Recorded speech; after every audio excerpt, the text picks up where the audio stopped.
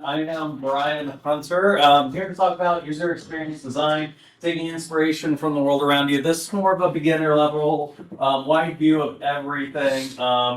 This has really been just a little piquing my curiosity under the hood of things that I just love about design. There was a hobby that really kicked off this whole start of this presentation, but I'm just like, let's go ahead and talk about it, and let's talk about it at a high level and start getting people on the board about design and design systems and thinking about it.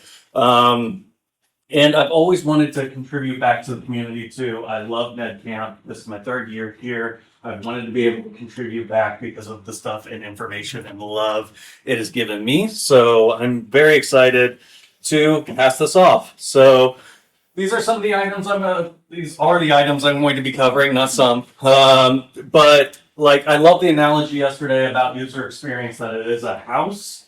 And then the UI is the stuff inside the house and the furniture and all that. But there is no way for me to show you, for example, a Zillow house posting without showing you some furniture on the inside as well. So that's why I'm going to talk about typography just for a little bit for you to get an idea of this UX UI Venn diagram that you see.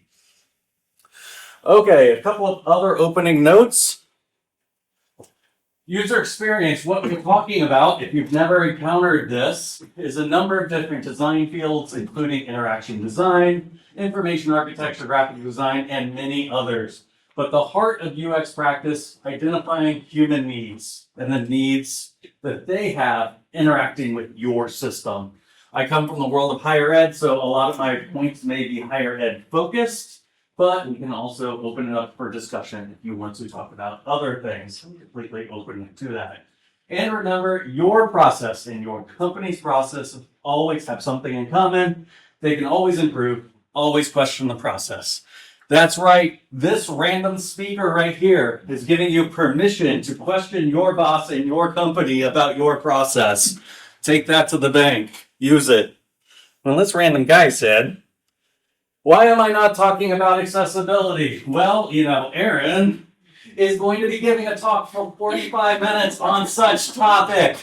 Each one of these topics by themselves could be 45 minutes long, but it wouldn't do it justice, especially accessibility. Go to Aaron next. Shout out. Okay, so Dan Norman is one of the premier people. I highly recommend reading his stuff if you want to start thinking of design.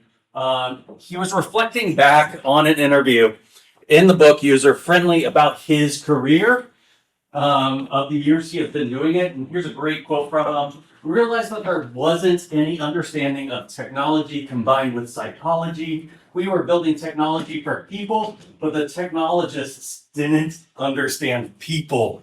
So this is where the idea of user psychology comes from. I used to teach high school and college freshmen, and I believe that the next generations were going to be so technologically adept, and they would just get it 100%. But then I quickly realized they don't know file and folder structures. They don't know how to type on a keyboard. Watching them code was the most painful part of every class. So I'd just be like, okay, press the comma, press, okay. Examples.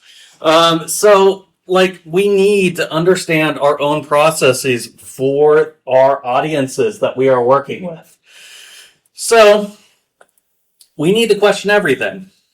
Why do people share content on the web? What makes them like whatever you're sharing, your content's enough that they want to send it on to something else? Why don't users choose the cheapest option every time? We all see it. We all see lists of prices, especially if we are an agency or something like that. Does every one of your clients choose the cheapest price every time? No, sometimes you put a little higher number in there and a lower number in there, and you hope they hit that sweet spot in the middle. That's user psychology. You figure out how to develop and design these systems. Remember, your intuition lies to you all of the time. So, And this is what design thinking, human-centered design, question these things on a daily basis. But what about the psychology of colors and usage across the site? These are things you just have to realize in the back of your mind when you are developing design systems. We'll talk about it a little bit later in visual design.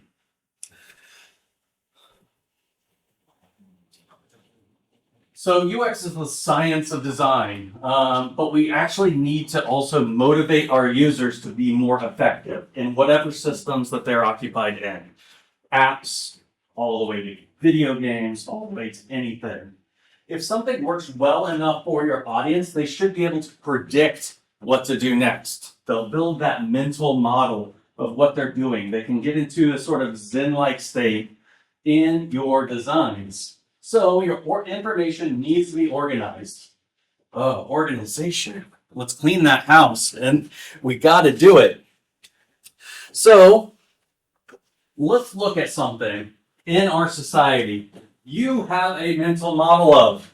It is not effective at all, but it was designed for a system to fix a problem. What is it? QWERTY keyboard. What problem were they solving? Jammed type keys. Yes, typewriters. To stop the jamming of typewriter keys to slow the user down in typing. Nowadays, is this effective? Is this considering the user? Yeah, you build a mental model of it. But are there better systems to it? Yes. If you're not aware of different design systems for keyboards, some layouts right here. Different layouts that you can do that are much more effective for your typing. Will this ever become mainstream? No. But we have built a mental model of the program because we're used to using it time and time and time again. Is it effective? No. But they are solving a problem at the time. Sometimes too much information overwhelms a user, especially in stressful situations. My wife and I just bought a washer on Monday. Oh boy, that is a stressful situation. Anyone that has also like repaired a car, got new tires or anything like that and tried to do research. So remember, if you are selling something in your agency or, for example, applying to a college, those are stressful situations. That is a lot of money we are dealing with. What is something we can do to help the user along? One of those things is feedback. Letting them know, are they going in the right direction? Are they doing what they want to do? Keyword, they want to do. Am I building my systems to do what they want to do?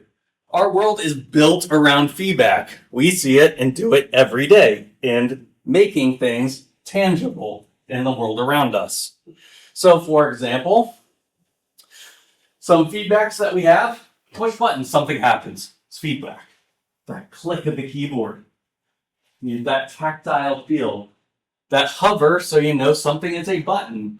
Those are feedback that we let a user experience or anyone experience. If they are on the phone, we now get vibrations on our phone when we are tapping on something if you have to have vibration feedback or anything like that. It lets us know that something is going to happen. It's that trigger in our mind.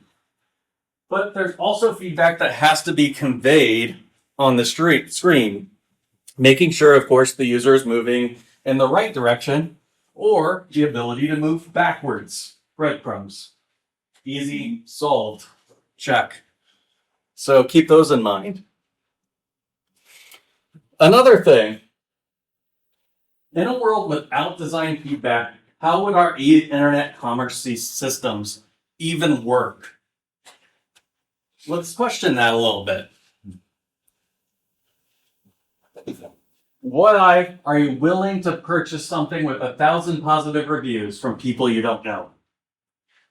What caused that in your life? To be like, this product looks good enough to buy. It has 4.8 stars. suspicious. It can't be 5 stars, so I know it's not bot. But 4.8 and 1,000, what started this trend? Anyone knows? eBay. eBay started it with the faith of the buyer-seller feedback system. That's what started us down this whole process that is now stuck in our everyday world that we are now doing. In the past, you would buy a product from a stable company that had been around for a long time, where you'd go get a consumer reports book, or you would get X, Y, or Z, like all these processes I just did to buy a washer. I go to these review sites that I trust. I don't just shop around on Amazon. I need a washer, find the one that has good reviews, and just buy it. But feedback. What's another thing that's based on feedback? It's okay, you can boo. Fine with this. What is the feedback that gave us? Likes. The like button. It has forever changed our brains and the way we interact with the world around us with one simple button. This book right here, User Friendly, talks about the background of how they came up with that. Highly recommend it. It is a fascinating look at how that was developed. So, another reason why we need to give user feedback is that to know that they are doing the correct thing.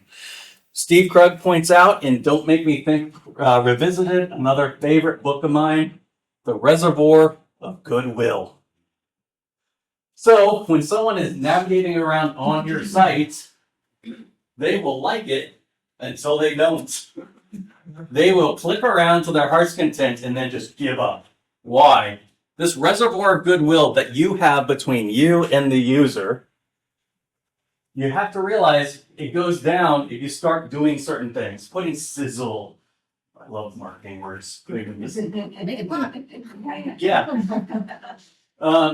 Bloated feel-good marketing photos. Being in the academic world, we all already know 2 students under a tree. Yeah.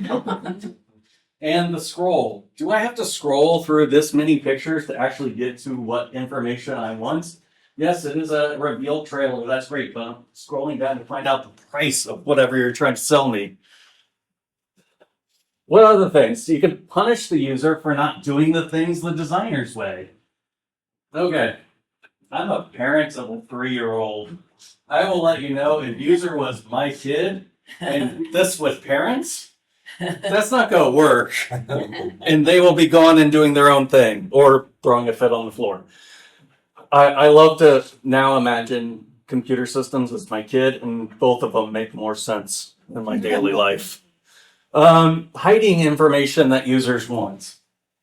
Accessibility is huge on this one, but we do it all the time. We hide information behind a hover state on an image that drives me crazy. And just like, is it intuitive enough for people to know that this image has a hover state? Then you can read a student story? Or is there some sort of indicator on there that you can do to show that there's some information hiding behind there? What's something really cool you could do? Pull tab or something, some sort of feedback we're used to in our day-to-day lives to let people know that there is a hover state for an image or a story behind an image.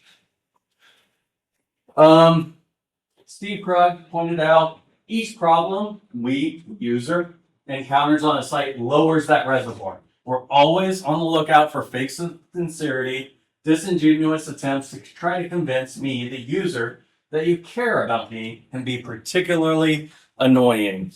This is another one of those great books for your toolkit if you are getting into and new into the world of design.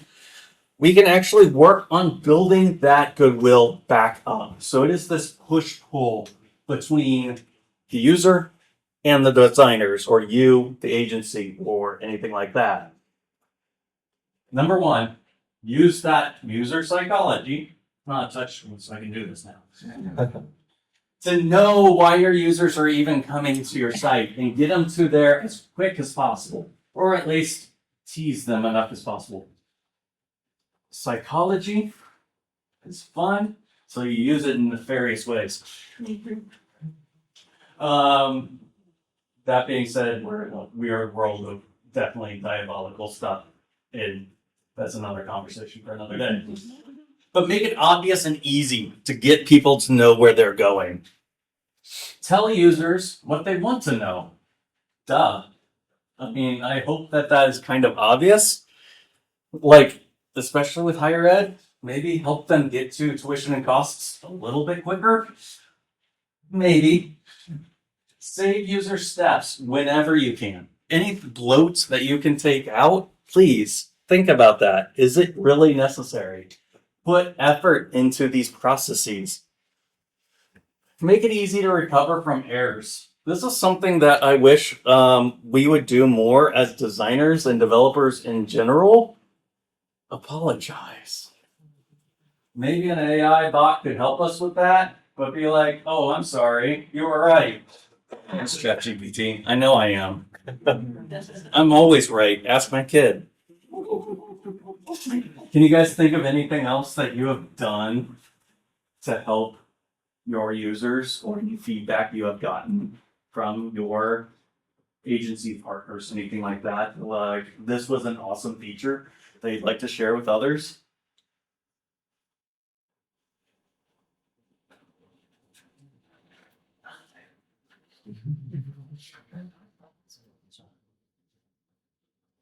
I think that some of the easiest things you can do, and we talked about it yesterday too, help the user, especially, so coming from higher ed, I apologize, see themselves on your campus. That student story, that story you're building, and those connections that you can build is extremely important. And that helps increase the goodwill, that trust, that civic trust. Highly recommend it. So, what's a good place to start? Where do we start when we start talking about all of these assets and all of these reservoirs of goodwill? If you are on an existing site, the great place to start, information architecture. I love this. Give me a breakout chart any day. I am not throwing my institution under the bus, but a previous institution. I gathered very important people into a room and presented this my first month there. And I felt pretty good about it finally. So this is the flow that it took for a student to get to apply.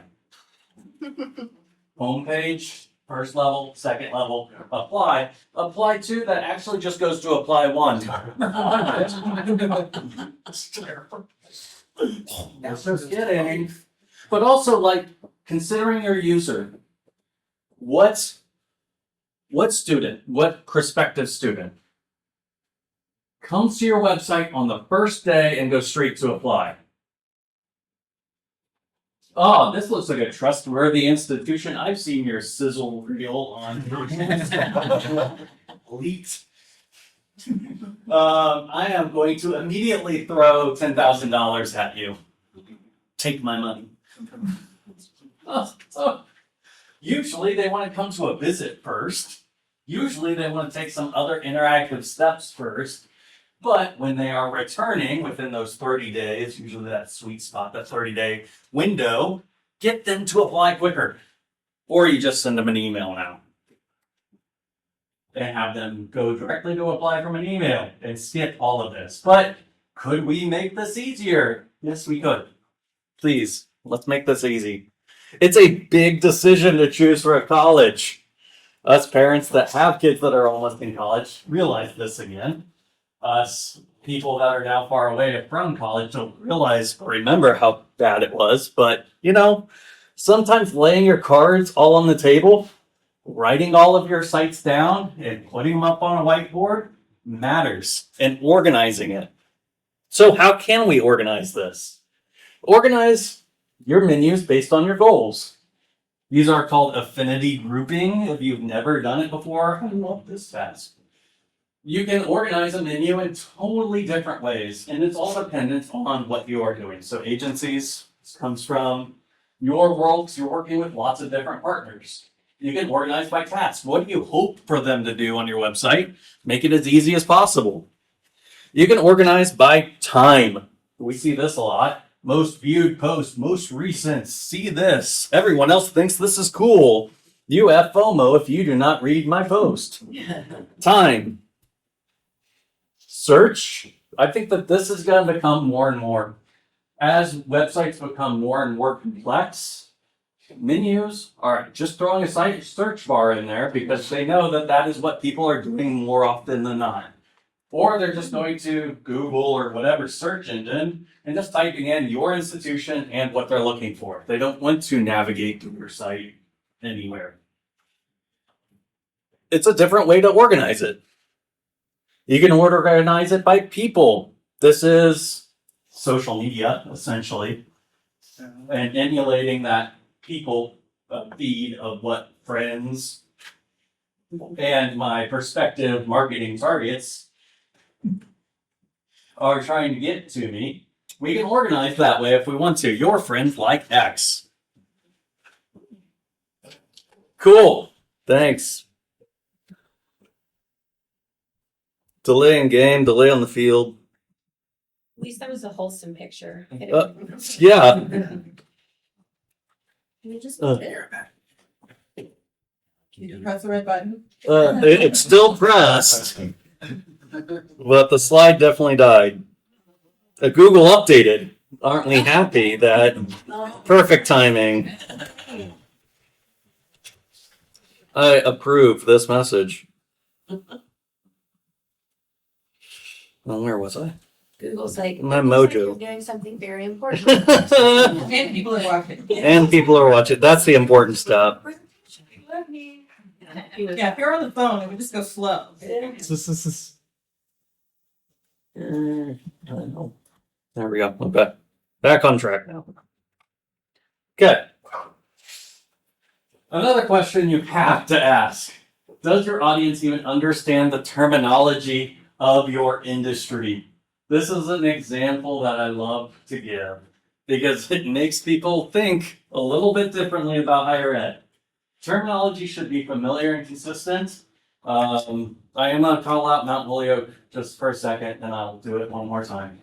Not to badmouth them or anything else, but my first week there, I was handed a handbook of all of the acronyms that the campus used. Like, okay, this will never show up on the website, but thank you for this. But high school juniors may not, some do not understand this. The difference between undergraduate and graduate. They think they're graduating high school. Why shouldn't they be a graduate at college? So why not first year instead, second year, things like that. The terminology of the industry of higher ed needs to think in the mind of your 15-year-old. Scary thought. And a lot of these people that are making decisions have been away from that mindset for long enough. Maybe you should just ask them. Why not both? Focus on the user. Make sure they understand where they are, where they need to go at all times. It's kind of a theme that I'm going. Okay, looking under the hood just a little bit, I'm going to talk a little bit about typography. It's more than just a graphic designer that needs to consider this. As a web developer, it's extremely important to realize, number one, what a font can do, and then what happens when the font gets bigger or smaller. Because why would that ever happen? You would never have a font that gets bigger or smaller. Oh wait, headings. Dang it.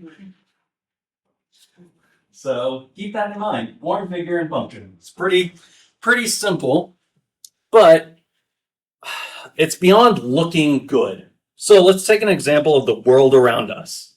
Ta-da! At the end of the 1980s, the Federal Highway Administration gave permission to use the font Clearview to assist with something called, I'm going to get the actual word, halitation. That is, when lights hit a reflective sign, some of those letters, such as A, E, W, S, look like O's.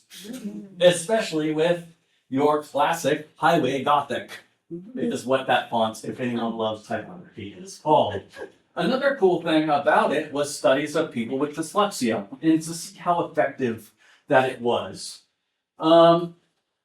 even though the testing was for dyslexic, the interesting study out of it was it showed that drivers are less likely to decrease signs when they can read it. And that's kind of important when driving fast, that you're not slowing down. Smithsonian Magazine did a little nice piece to it, but another thing to keep in mind, that it also showed an improvement for novice readers.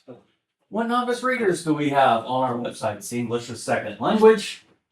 Also, younger audiences that may approach our websites.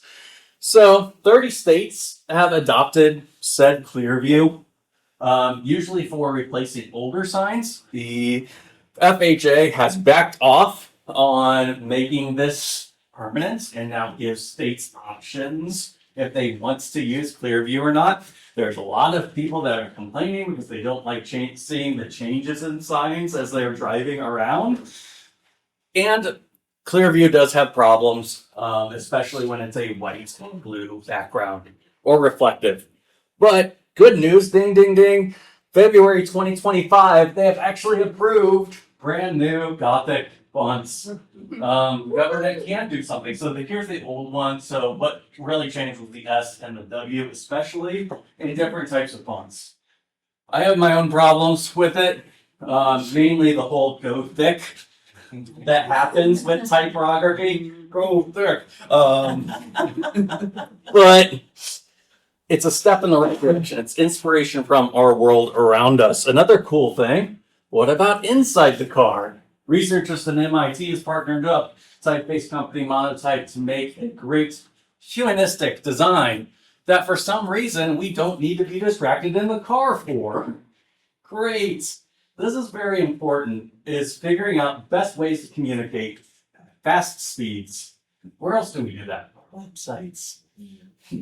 So, making sure that you keep open shapes, ample character spacing, varying proportions, all of these matter. The Google Docs for this is amazing. If you want a fun dive in an afternoon, jump into their documentation. They talk about design principles, all of it. So let's look at how this applies to web design. So here's the second time I noticed something. And my news editor and I go back and forth about this all of the time. Test your fonts. Here's a great little easy website, or just search basic kerning. There's 50 different tests that you can do on your fonts. This is our main header font on our website. It's pretty bad when you combine F with other things. So you can't use certain words. Obviously, we're not using surfboarding much, but the FB is pretty rough. So is our FF, so is our FH, FI, FJ, FK, FL. So these are words that my copy editors really can't use in a header, or you just have to remind them whenever you see it. Try not to end words with an exclamation point. So test. If your company is dead set on a font, test it. That's all I'm asking for. That's all I'm asking for. But of course, if you want to make something extremely hard to read, then all caps is a perfect choice. I'm not saying that companies will purposely set safety warnings in all caps and change information for customers, but they could, nefarious reasons. So why do I put an emphasis on typography? It applies to all levels of skills of reading. It applies to English as second language learners, which as a higher ed institution, we do have international students. We have to consider it. The web is for all. We seek and use some sort of visual structure, building that mental model, the reason why we scan the page. More importantly, reading is unnatural. I have a 3-year-old daughter, she turns 4 this month. I keep forgetting that reading is not natural. Spoken language, everyone can pick up on so easily. Kids, though, it didn't really hit me until I was playing Yoshi Crafted World. She was sitting on my lap, we were playing, and there are cutscenes of just text. She's like, "What's going on?" I'm like, "Oh yeah, can't read." I will tell you because I am a great parent. So, consider your audience. Consider that reading can be difficult for different audience members. also realized these are reasons why podcasts are taking off. This is the reason why audiobooks are taking off. It's so much easier to get information because we are not always built for reading. So can you minimize the need for reading? Icons. This is why essentially Font Awesome has cornered a market because icons can convey so much information so quickly. So, out of all of this, there is one place that inspired me to give this presentation, starting with visual design, and then I worked backwards, and that hobby is, if you don't know me, you're gonna learn, pinball. We are in the golden age of pinball, if you did not know that. There are more manufacturers than ever before of pinball today. We see 6 or more machines announced. Yesterday, in the middle of that conference, they had to release the Beetlejuice trailer. I'm like, I can't watch this. All my friends are texting me. But I was looking for a hobby that was less screens reasons. But I fell in love with pinball. So, how does it work? Just like websites, they are conveying lots of information to you at rapid speeds, interacting and reacting to the users. How do they do it? Flashing lights, audio callouts, impressive layouts, all of these elements to make people do one more thing or play one more game. Can we incorporate this into our website? I highly believe it. Probably not audio callouts though. That would be pretty cool. So, how does it work? We're looking at an example here of the Dungeons and Dragons machine, but we see right off the bat 3 different avenues that someone can go that are yellow, and it tells me choose action right here. If I shoot those shots, I get to choose an action. I also have an option here of a blinking dungeon light. There's one already lit. If I shoot this other one, maybe my dungeon crawl will start. And it's a pretty cool moment. The dungeon crawl's right here. It'll also turn orange. These are multicolored lights in it, so they can change into other things as well. If you're on an adventure, it will tell you to then shoot a purple shot or shoot a blue shot, interacting with the user. And you get used to, once you've played enough time to kind of learn the rules, dang it, people have to learn things to play and enjoy. You start understanding what a person needs to do each time, just like on our websites. Here's another example of the same machine, of their missions. I have a map of things that I can do and lines that connect us to where we're going. You'll also notice each one of these numbers, 1, 2, and 3, are all color-coded. So if I do purple 1 and 2, I can also do purple 3 up here. Same thing. I can accomplish missions as I'm going around, kind of like websites. So, let's look at a different machine. This is Jaws by Stern Pinball. Very complicated when you see it all lit up, but it doesn't stay in this state the entire time. It only lights the things that you can actually do at any one time. Usually it's the white shots, so shark. I shoot shark, then I can do shark things. Shark things. It's a great game. I really, really do love pinball. And this interaction between the machine and the player, where it turns from an object that's carefully curated in a unique experience. It's alchemy. I was listening to a talk by a pinball artist this morning. They want you to step up to this machine and be a part of that world under glass, where you can be immersed in it. Can we do the same to our own websites? A couple of book recommendations if you want to do a really fun deep dive into the history of pinball. This Pinball, A Graphic History of the Silver Ball. Excellent book. It's a great coffee table book.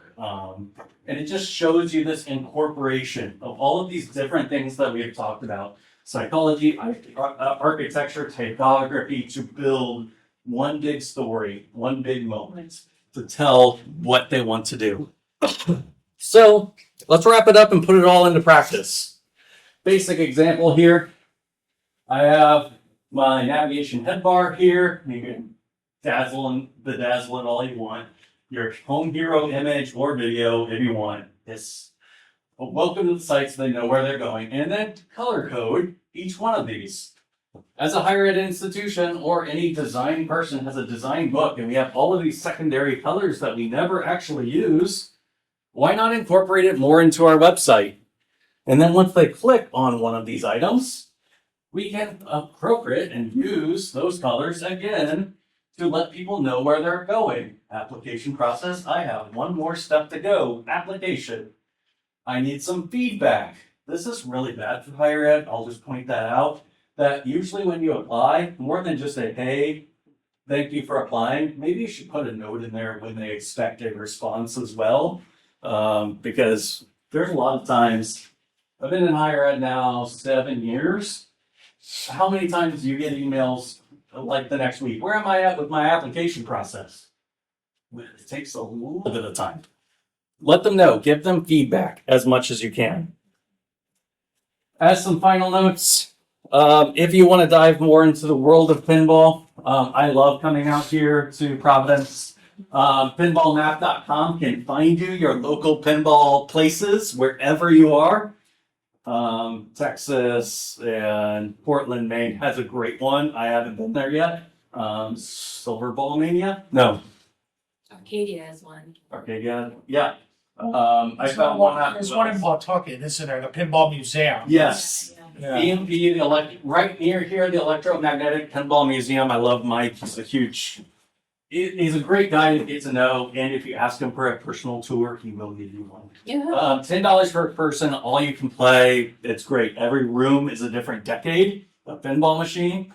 Really cool. Pizza J, I was there last night. Shout out to my pinball crew that went with me. Another cool thing, you go into DrupalCon Chicago. Woo. Did you know that DrupalCon Chicago is the heartbeat of pinball? It is. It is where the most manufacturers were and still do manufacture pinball machines. Did you know that if you are going to look at manufacturers in the US and the scale, pinball is honestly up there as one of the bigger manufacturers of US only stuff. So huge event that goes on there, Pinball Expo, 41 years now, 42 next year.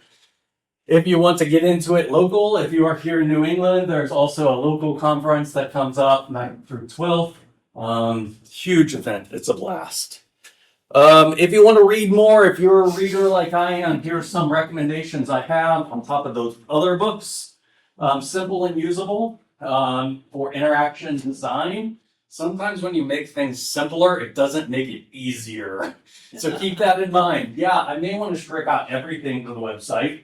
Does that make it easy? Maybe not. So trial and testing. UX for Beginners is a great one. It'll actually teach you why there's ducks. But they have a really cool pyramid in here that talks about user psychology on up to your UI foundations. Lastly, I really do want to give some time for interesting things you have done in the UX UI world to assist your clients. We're here as a community. We actually make each other stronger by sharing things that have worked for us or the insights we found. Here was just a few of mine. Do you guys have anything to share with each other of UI UX breakthroughs that you've had with customers? Or as a higher ed institution, some of you are. I think you talked a little bit about it, but born in my higher ed seminar yesterday, we shared a little bit about a redesign with the Rutgers, and they moved their call to actions above the folder and that increased engagement a lot. And they got rid of like a video, and just gave more. They now rotate photos in to give a feel for the campus. Yeah. So definitely have call to actions. We'll like at a point where you don't have to scroll so much. Yeah. You just can get to where they want to get to. Exactly. Yeah, I'll give a shout out to a module I helped make that has helped a lot of clients and a lot of people using workflow buttons. So where Drupal has different workflow states that you can go to, and right now it's like a drop down of like state names. Workflow buttons takes the name for the transition and makes a button out of it. And it's just it feels so much better to me and to basically everyone we've used it with. Yeah, especially if you use workflow a lot, which I did at a previous institution. And so, yeah, they try to build a lot of stuff, user experience improvements off of workflows and, you know, just even for simple sites, like, there's nothing wrong with having a review state, even if people have all the permissions to view the review. The review becomes the preview button, basically, and you just go through the steps. Gives a little bit higher quality. And that's a huge point too, is we also as developers have another audience, which is our content creators. And maybe we should think about UI, UX design in the back end as well to make it easier for people to publish things. Maybe. Yeah, well, our health application is used by respiratory therapists to work with patients, and we have this massive patient table that they can find whoever they need to work with. That patient entity has like 300 fields on it, and who they need to work with really depends on what they're doing that week or what they're assigned to. So we've been trying to see what they've been filtering for and searching for, and make these filtered views for them. They do a lot of management by exceptions. So all the patients whose ventilators are not connected to the modem for some reason, or who failed compliance last period, or who had a high CAT score, or whatever, we're finding all of these groups and creating pre-filtered views for them that don't show 300 filters and don't show all of that, just really limit them to the purpose-built view, and that seems to be working well. We do a lot of state agency work, and for a lot of their users, it's coming to the website to find services and, helping with services, whatever, agency it is, there's always services they provide to the community. So people come to the site looking for what they may or may not qualify for. So we came up with, a short questionnaire. The more information you give about yourself, the more results you get, obviously, that are relevant to what you're looking for. So it's interesting though, in different states, they have different laws around what you can promote as services, and more red states are like, you can tell somebody they're eligible for these services because, they might apply and they might go and get them. So Change. kind of working around those kind of things, but being able to get users to come to the site, enter in, it's not like personal information that, is, something that would, they don't want to disclose. It's usually like, what's your age group, what you're looking for, what are some of your, maybe if you're trying to find employment, what are some of your barriers to that? How can we match you with services? So that's become pretty popular to help people get directly to the content that's the most relevant to them, based on their individual situation or circumstance. Do you have a notice on there saying we're not collecting any of your information? Yes, yes, because we're not allowed, a lot of the states are like, just to warn them, like, don't worry. this is a trap. Yeah, so it's like this, you are just trying to help you find, match you to the services you may or may not qualify for, whatever language you use in that language. Yeah. And then, here's where you go to, fill out applications or find more information or whatever it may be, just based on the agency and state and that sort of thing. So that's become pretty popular with our clients because they have so much information and nobody knows where to find this information. And it's stressful. Yeah. And they're usually in some sort of crisis. Yeah, Or, exactly. Maybe they are recently unemployed, or maybe they, in a current situation, maybe they don't have access to food stamps right now. It's like, where else can you go where your state can help you? So those are kind of trends that we're seeing that a lot of state agencies, for example, are going towards. Healthcare especially. Yep. Anyone? I think about when my business partner, before we started the company, was a webmaster at K-12 school district, and thinking about my own interaction with my district's websites. Like, I think the number one reason why I and so many other people go on school district websites is to find the lunch menus. And that was like the first thing he did when he had taken so many calls over like his first 2 weeks there that he made the lunch menus just like the top link in the header, like the primary CTA, and just like never got a call again. Yeah. I'm so happy, like what you said earlier about like stop hiding the information that the users actually want from the user, because especially I think, and we work a lot on education, it's very difficult to get the people who sort of control the websites opinions out of the information architecture and to get the user actually front and center. Like, questionnaire process. Thinking that like the superintendent is not the most important thing to be featured, but it's actually the lunch menus is a tricky Yeah, thing to nobody do. wants to see their photo. When they sell, yeah. Yeah, and in a lot of cases with the websites we build, it's the people internally, like the people running the programs or want to use the website. It's like, it's not for you. It's like for the people you serve, not for you to find information to do your job. So it's like, what are you, And Yeah, hiring what's the that purpose? is the fight. Yeah, who's your actual customers? Yeah. really? Like, Yeah. not your boss, not their boss. Yeah, it's like, But the people that actually pay the money Yeah. for those people's salaries.